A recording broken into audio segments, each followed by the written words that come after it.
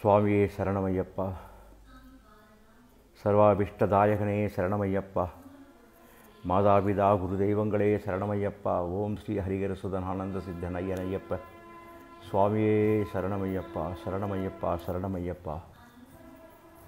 உலகெங்கும் வாழ் ஐயனின் அடியார்களுக்கு அடியேன் வீரமணிதாசனின் வணக்கங்கள், சுவாமி சரணங்கள். இந்த வீடியோ ஒரு முக்கியமான ஒரு விஷயத்திற்காக செய்கின்றேன். இன்று காலையிலே வாட்ஸ்அப் அதை ஓப்பன் செய்து பார்த்தபொழுது மலேசிய நாட்டிலிருந்து வானவில் ராஜு என்கின்ற ஒரு அடியவர் எனக்கு ஒரு வீடியோவை ஷேர் பண்ணியிருந்தார்.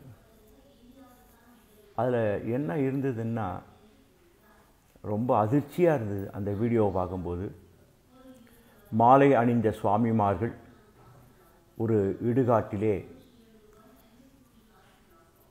ஒரு சமாதி மேல் ஐயப்பனின் படத்தை வைத்து விளக்கு ஏற்றி மாலைகளால் அலங்காரம் செய்து ஐயப்பன் பஜனை செய்து படிப்பாட்டு செய்யக்கூடிய ஒரு காட்சியை கண்டு மிக மிக மிக அதிர்ச்சியுற்றேன். ரொம்ப அதிர்ச்சியாக இருந்தது இதை பார்க்கும்போது.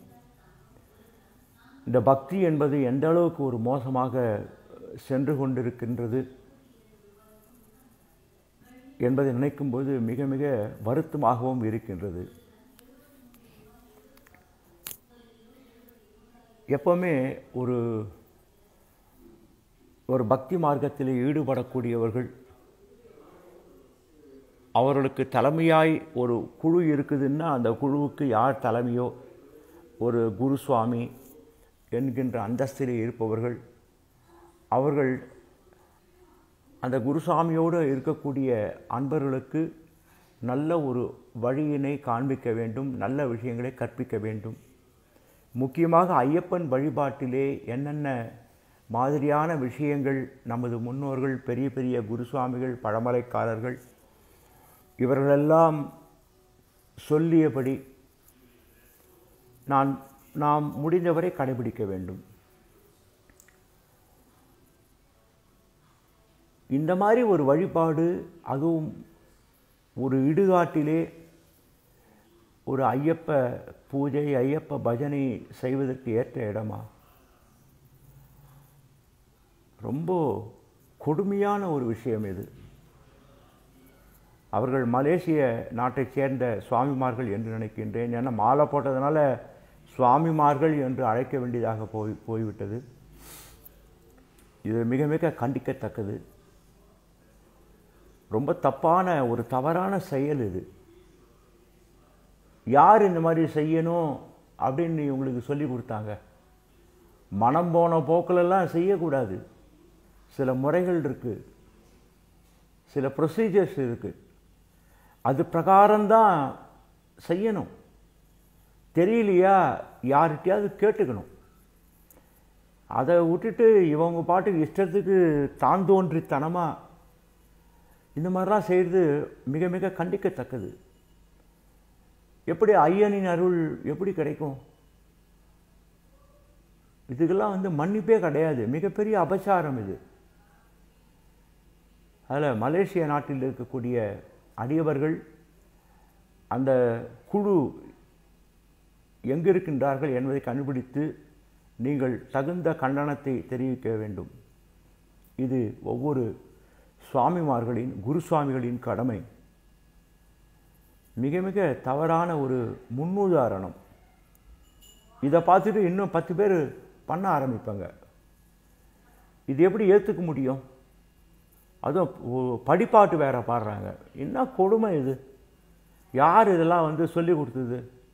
இப்படி தான் செய்யணும்னு இருக்கா? எதை எங்கே செய்ய வேண்டுமோ அங்கே செய்யணும். டாய்லெட்டில் போய் தட்டை போட்டு உட்காந்து சாப்பிட முடியுமா? சமையல் ரூமு, கிச்சன் ரூமில் போய் குடிக்க முடியுமா? கொஞ்சமான புத்தி வேணாம், அறிவு வேணாம் இவங்களுக்கு? என்ன செய்கிறோம் அப்படின்றத கூட ஒரு தெரியாத இஷ்டத்துக்கெல்லாம் செய்ய வேண்டியது. அதை வந்து இது ரொம்ப தைரியமாக வீடியோ வேறு எடுத்து ஷேர் பண்ணுறாங்க எல்லாரும். எவ்வளோ கேவலமான ஒரு செயல் இது. இந்த மாதிரி தவறான செயல்கள் தடுத்து நிறுத்தப்பட வேண்டும். இதை ஒவ்வொரு சுவாமிமார்களும், ஐயப்பன் மீது உண்மையான பக்தி கொண்ட ஒவ்வொரு அடியவரும் இதை கண்டனம் தெரிவிக்க வேண்டும். இந்த மாதிரி ஈனச் செயல்கள் தடுத்து நிறுத்தப்பட வேண்டும். அவர்கள் அறியாமல் செய்திருக்கலாம். அதுக்குன்னு அறிந்தும் அறியாமலும் தெரிந்தும் தெரியாமலும் செய்த சகல குற்றங்களையும் பொறுத்து காத்து ரட்சிக்க வேண்டும் அப்படின்னு சொல்லிட்டா அது தப்பு. அது ரொம்ப தவறான ஒரு விஷயம். அது அவர்கள் அறிந்தே செய்தார்களோ அறியாமலே செய்தார்களோ, அவ்வளோ என்ன சின்ன குழந்தைகளா இவங்கெல்லாம்? என்ன 4-5 வயசா? எல்லாம் வளர்ந்தவர்கள். அதில் பெண்மணி வேறு ஒரு பெண்மணி அவங்களும் இருக்காங்க அங்கே.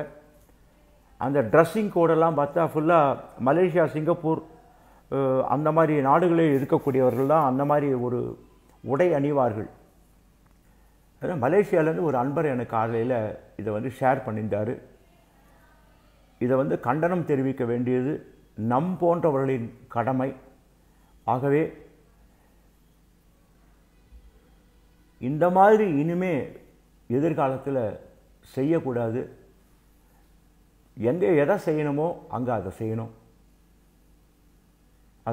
அதற்காகத்தான் இந்த வீடியோ கார்த்தாலேயே நான் அதை போஸ்ட் பண்ணுறேன். சுவாமி சரணம். சமஸ்தபராத ரட்சகனே சரணம் ஐயப்பா. ஐயப்பா, அவர்களுக்காக நான் உன்னிடம் மன்னிப்பை கேட்டுக் கொள்கின்றோம். சுவாமி சரணம், சுவாமி சரணம், சுவாமி சரணம்.